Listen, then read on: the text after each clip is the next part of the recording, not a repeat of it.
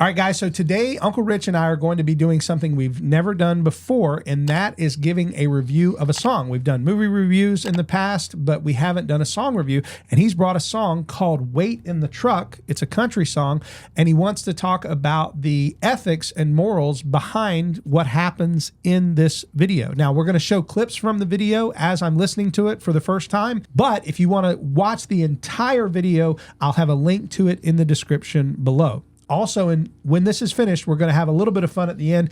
We're going to listen to the new version of O Come Emmanuel from Skillet, because that's been popping off on X and Facebook. People have a lot of thoughts about that. We're going to give our thoughts on that as well. So be sure to hang around to the end to hear our thoughts on that song as well. Also, you can support us by supporting our podcast partners. First is Squirrely Joe's Coffee. You can get the best coffee in the world by going to squirrelyjoes.com/yourcalvinist and you'll get a free bag, or use my name Keith as a coupon code and you'll get a discount on anything in the store. Also, Dominion Wealth Strategists, they provide reformed financial education, and I'm going to have a video about what they can do to serve you at the end of today's video. Tell me what it is that you, the reason for your idea. Well, I was, as you do in the truck, you're listening to YouTube songs and stuff like that, and of course the algorithm throws things up, and this song came up on my, play next or whatever.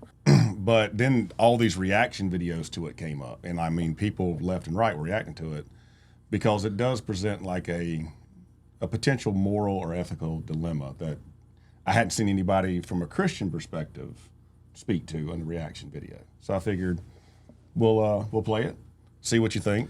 I know what I think. I've seen it a couple times. Sure, but sure. We'll see where you land. All right, well, here we go. We're going to watch the video. And again, this is first time you, first time me. Give it to me, my friend. I got turned around in some little town, look from head to toe with a tear in her bloodstained shirt. Okay, so I kind of know what's happening. Again, haven't heard. We're about 2/3 of or 1/3 of the way through the song. I got a feeling it's going to be a violent action. Well, you'd be right. Okay, but I mean, woman's been beat.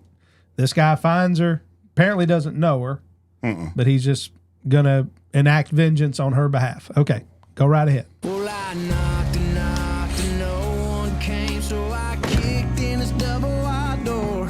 I didn't try to hide my pistol. I don't know if he's an angel, 'cause angels don't do what he did. Been 60 months, and she still comes to see me from time to time. Thank you.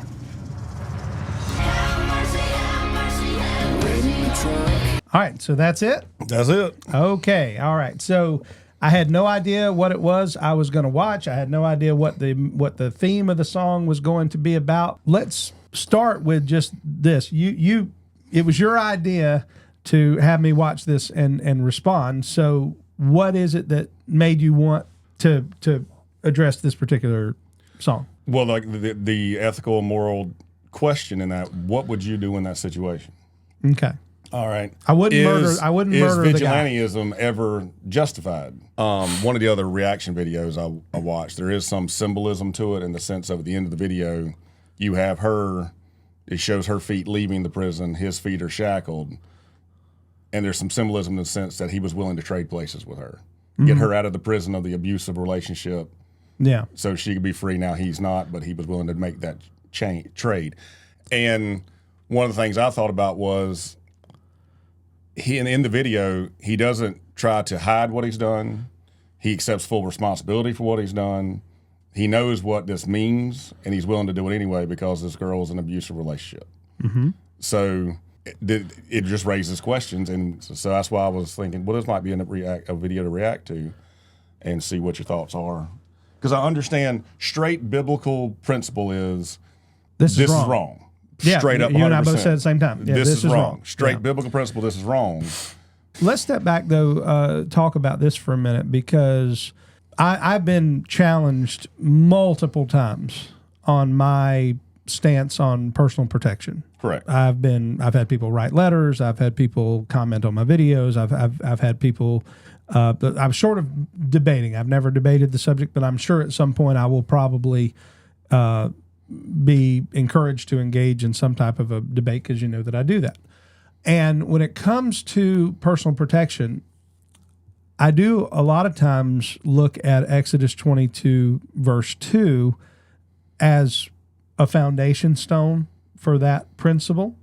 And Exodus 22:2 is where it says, if a man breaks in your house at night and he is struck so that he dies, there's no blood guilt for him. Right, there's no blood on your hands. But if the sun rises on him and you go find him later, and you strike him, then there is blood guilt. So the Bible, from that verse, and this is my understanding of it, that verse does make a distinction between protection and revenge. And I know how much vengeance can be a draw. And I think about the story of the man. He's famous, and I think his name is Gary Beloche, but I may be wrong on the name. But he's very famous for his son had been molested by his karate teacher. Oh yeah, and he was at the airport. He was at the airport, standing at the telephone and waiting for the guy to come. And as soon as he come by, he hangs up the phone, turns around, and shoots him.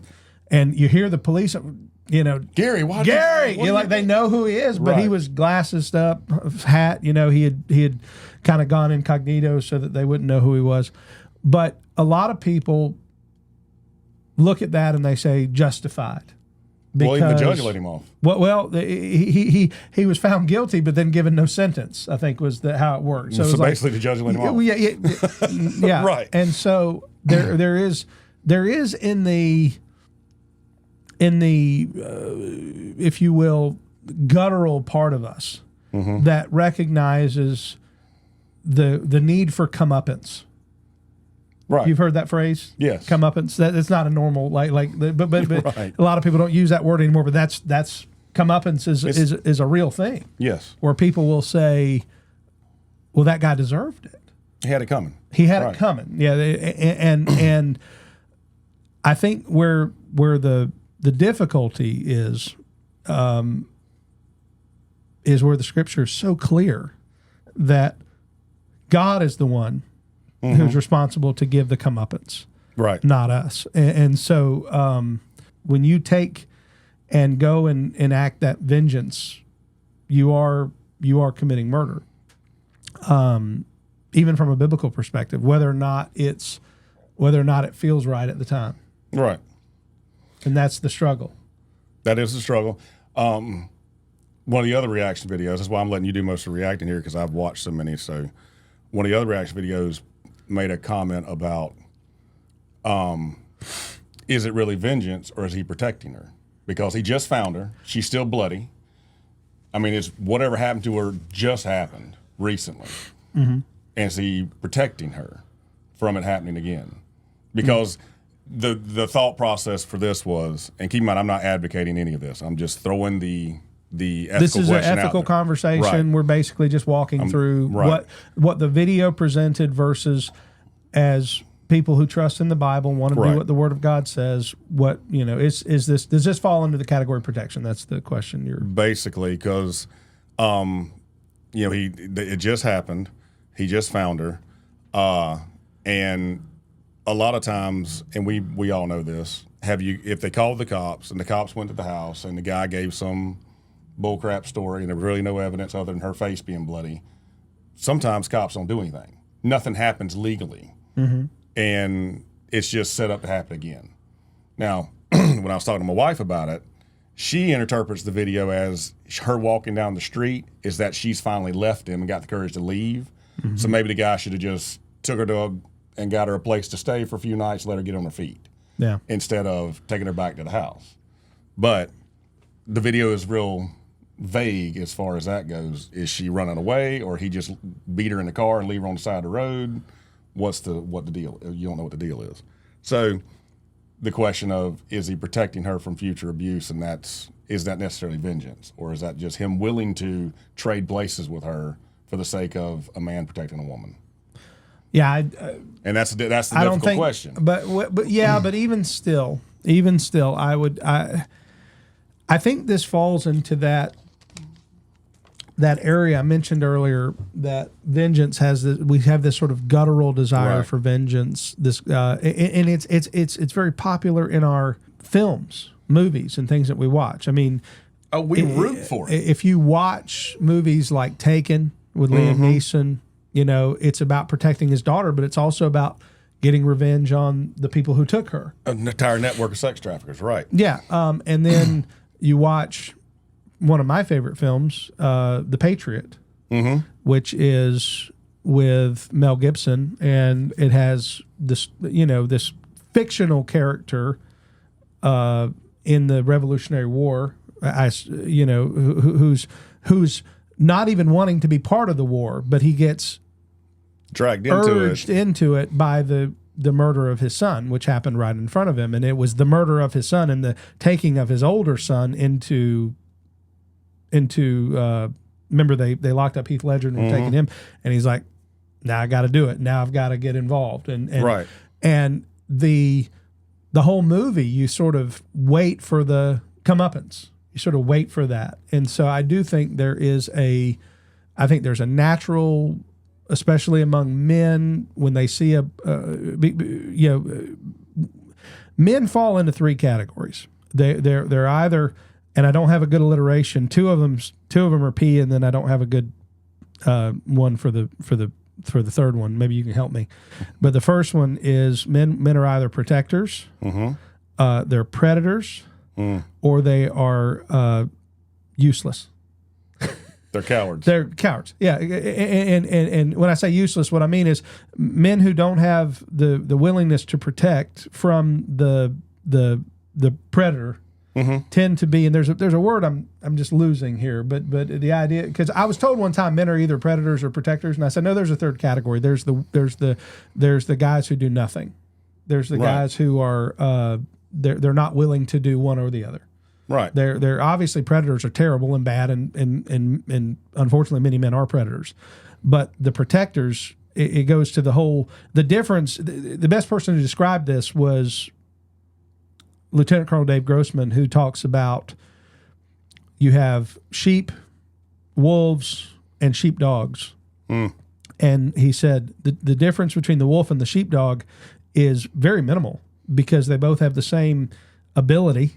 They Right. both have the same weapons, tools, if you will. The difference is the sheepdog won't hurt the sheep.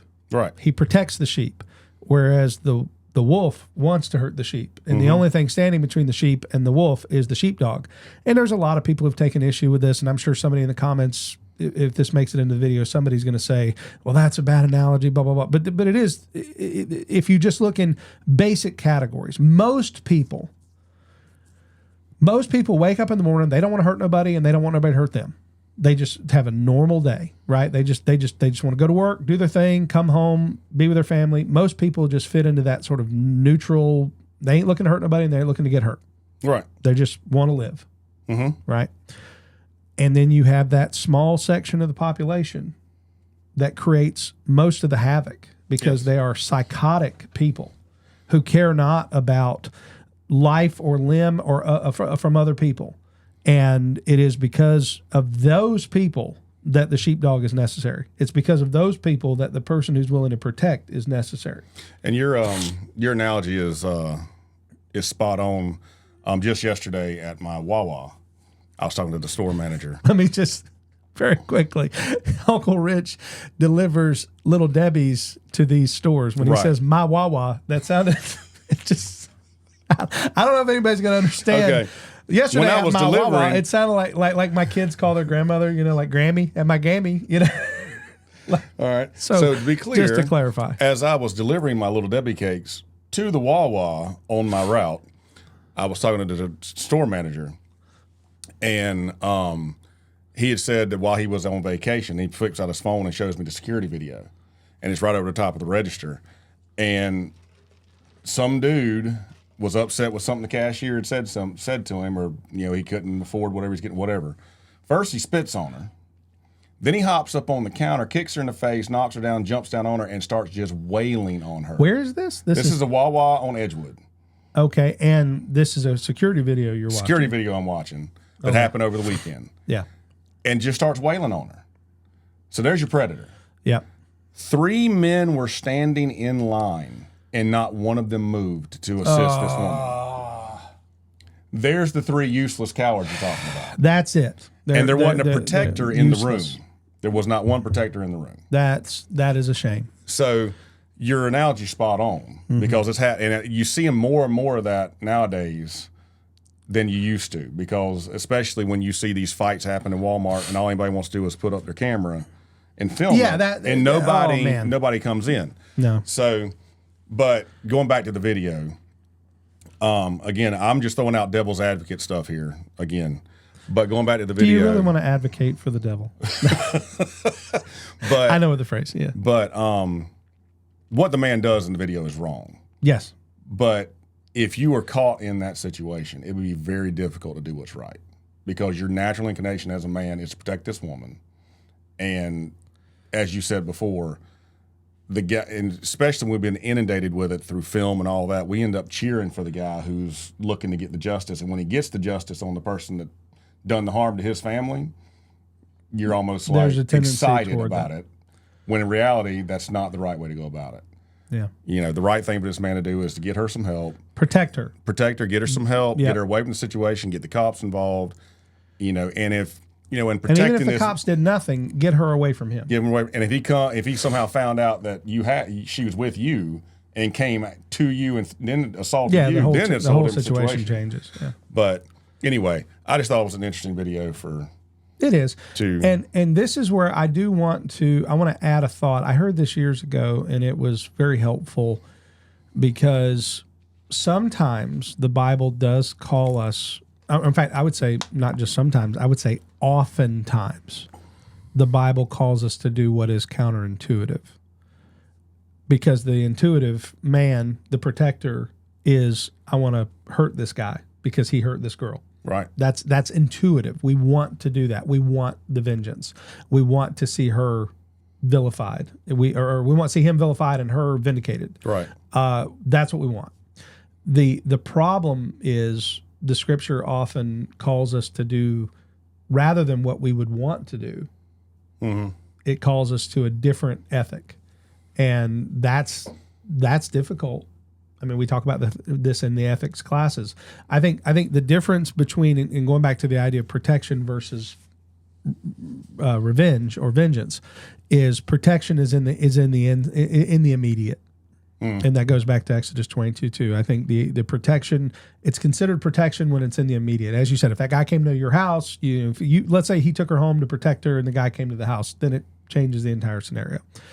But as far as this guy knows, he don't even know who this dude is. Right. He just broke in the house and shot him. So from his perspective, it was a home invasion. Right. It's breaking and entering. It's beginning his whole 9 yards. So I think this does. It certainly. It causes us who are Christians to have to remember the Bible's not always going to. It's not always going to fit in what we think makes us feel good. Right. Yeah. And even in the chorus of the song, when she comes in and sings, she brings in a bit of the dilemma when she says, "I don't know if he's an angel because angels don't do what he did." There's an element in which she's not even sure if he's right for doing this. Yep. But what she does know is that when he said wait in the truck, she ain't got to worry about getting hit again. That's the point. Sure. Anyway. Sure. All right. But just to be clear, and Uncle Rich and I have said this a couple times, we'll say it once again, neither of us are endorsing vengeance. We're saying there is a difficulty with men who have an inclination to protect others. There is an inclination to want to ensure that it doesn't happen again. And that's where the ethical question mark comes in. But at the end of the day, we're not endorsing. Right, not endorsing what happened in the video. Yeah. But we're not endorsing either being useless. No. In a situation like this. And is there a better P word? Is it because I said predator, protector, and passive? Passive. That would have been a passive person. A person who's going to stand. The guy who watches the woman get kicked in the face 3 times and does nothing. Right. I'm not that guy. I hope I'm not that guy. I hope if I ever were that guy, I would be shamed into oblivion. Right. If I were unwilling to offer help and protection. I think about Rena Zarutska, who was murdered. And that situation is difficult because I don't think anybody really knew what had happened in the immediate. And there was somebody who came to try to help her after she fell to the ground and they saw that she'd been hurt. But still, I still think about the fact that it was just so many people are just bystanders and they're unwilling to get involved because it's just not my problem. That, or it's not their problem, or they're afraid to get hurt themselves. They don't want to put themselves in harm's way. All right, guys, so that's our thoughts on this song, and the song is called Wait in the Truck. Wait in the Truck. Hardy. By Hardy.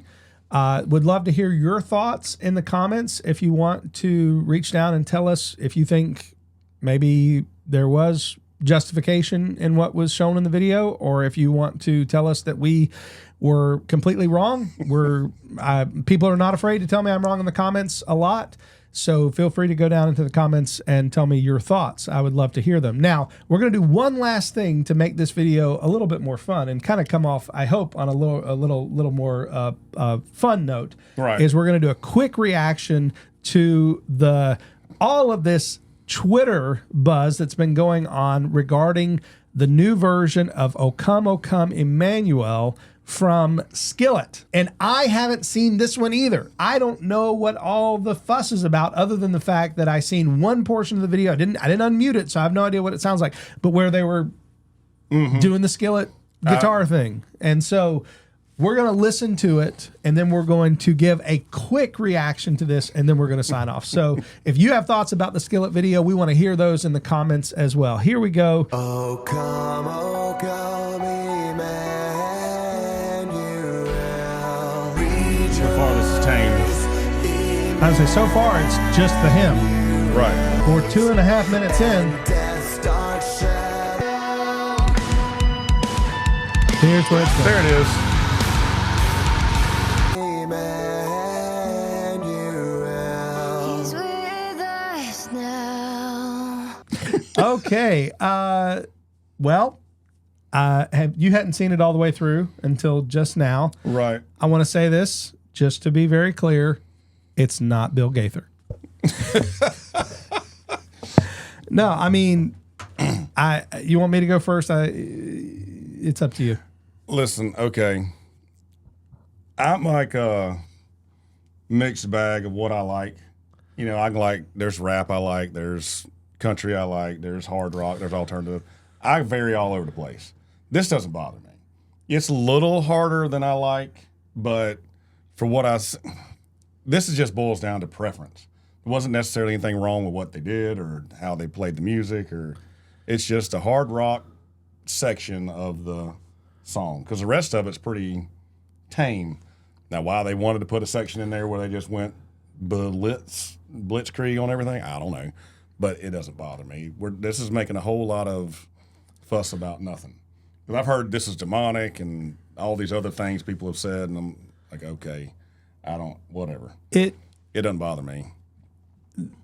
The thing that I remember hearing years ago, that there's no such thing as Christian music, only Christian lyrics, because music itself there's different types of sounds, and I think what most people say is, no, this type of sound automatically gives way to the demonic, and I mean that goes as far as I have seen literally arguments from the fundamentalist camps who would say that having the emphasis on the second and fourth beat rather than on the first and third beat is what makes something wrong. So Amazing Grace, but if it's Amazing Grace, it's like it's the punch is in a different place. And that Amazing Grace is not a good example, I guess, because it's in 3/4 time. But a song that's in 4/4 time would be if it emphasizes the beat. That's the 2 and 4.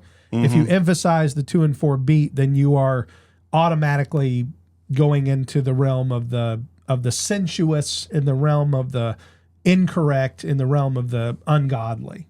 And I've been in music since I was 12 years old. I did 3 years of middle school band, 4 years of high school band, and I've led worship at our church for, many of the years that I've been pastor. 20 years as pastor, I've probably been the worship leader for several of those 20 years, even so right now.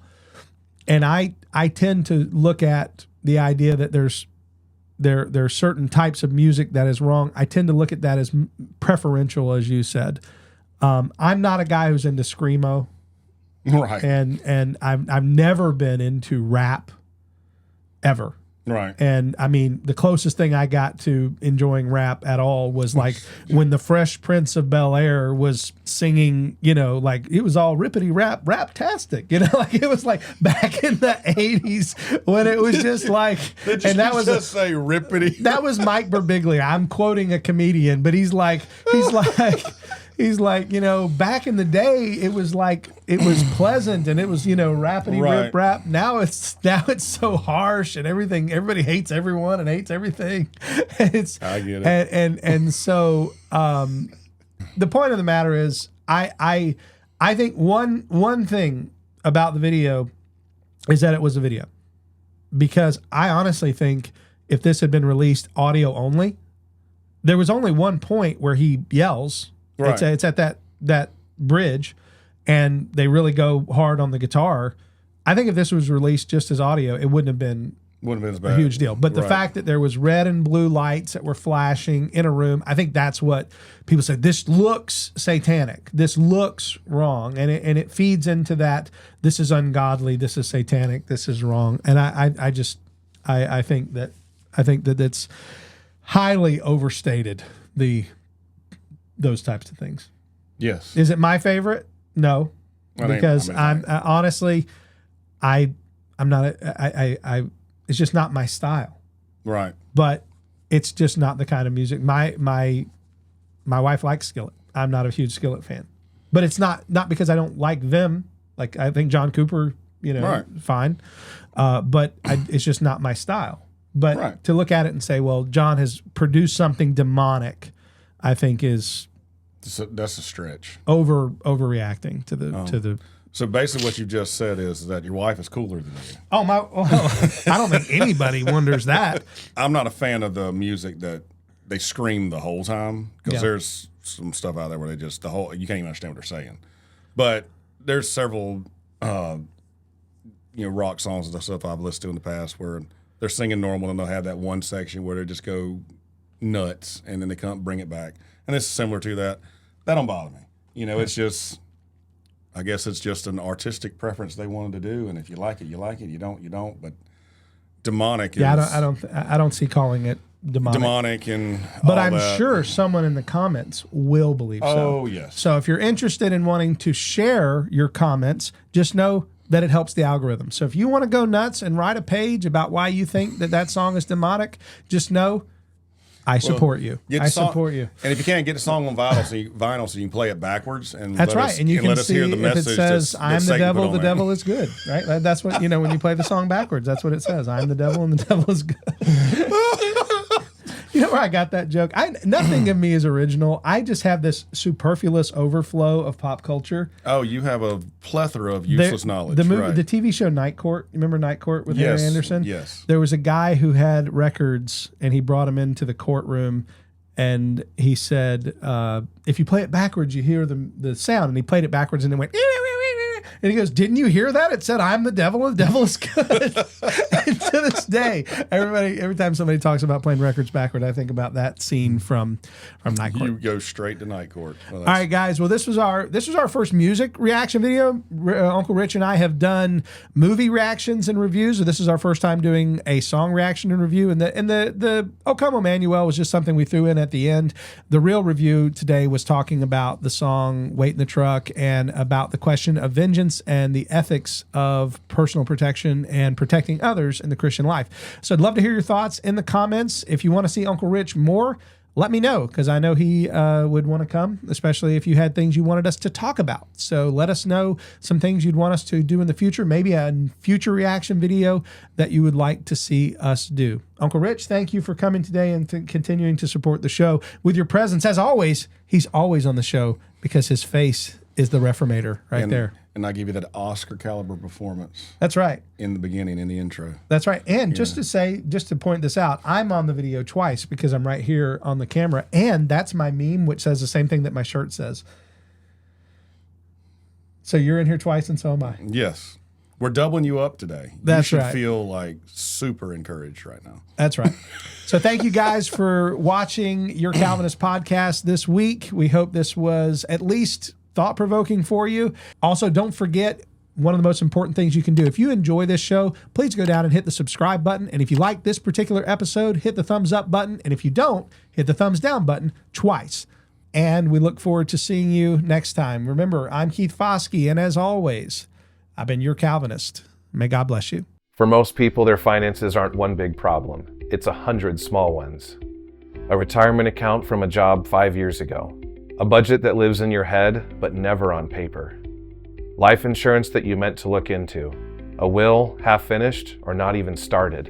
And the longer you leave those loose ends untied, the harder it becomes to move forward with peace of mind. At Dominion Wealth, we walk with you step by step to help you tie it all together. We meet you where you are. We listen. We get your financial picture out of your head and into practice. Then we build a strategy to meet your needs now, prepare for your future, and bless the next generation. We don't pressure you. We give biblical, honest guidance. Let the strategy follow your values and help find the right solutions. If your financial path feels uncertain, let's get together, one-on-one, and get you on the right track. Book a free consultation today. We are here to help you get your finances in order so you can feel confident about the future. From baptism to burial, Dominion's got you covered. You can find us at reform.money.